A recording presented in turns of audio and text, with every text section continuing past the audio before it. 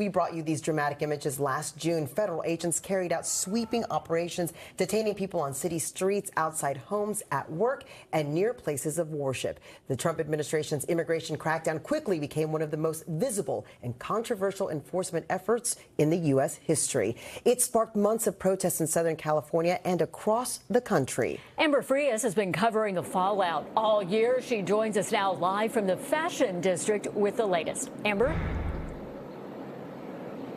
Hey, Kathy, Lolita, the federal enforcement operations have changed the lives of so many people across Southern California, impacting businesses, traditions, and community routines. Now, today, many local organizations held events and ceremonies reflecting on the past year and all that has changed.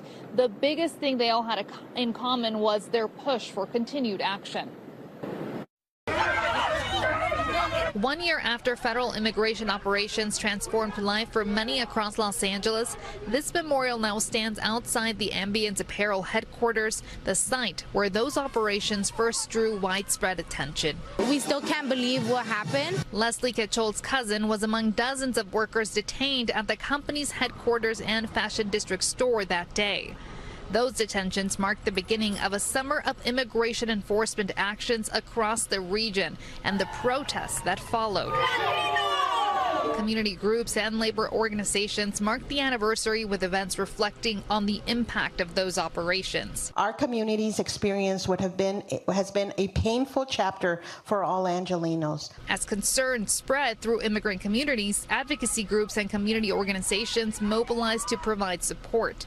And many say those efforts continue today. We know that in community organized struggle is where our power lies. But for some, the effects are still evident in their daily lives.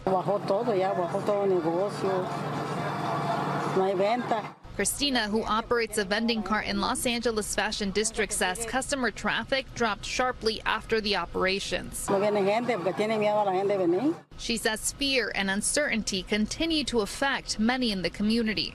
The anniversary is a reminder of how lives, businesses, and neighborhoods were reshaped over the past year. But some say it's also a reminder of how the community came together. Thousands of volunteers and more than 100 organizations united to ensure that no family would have to face fear alone.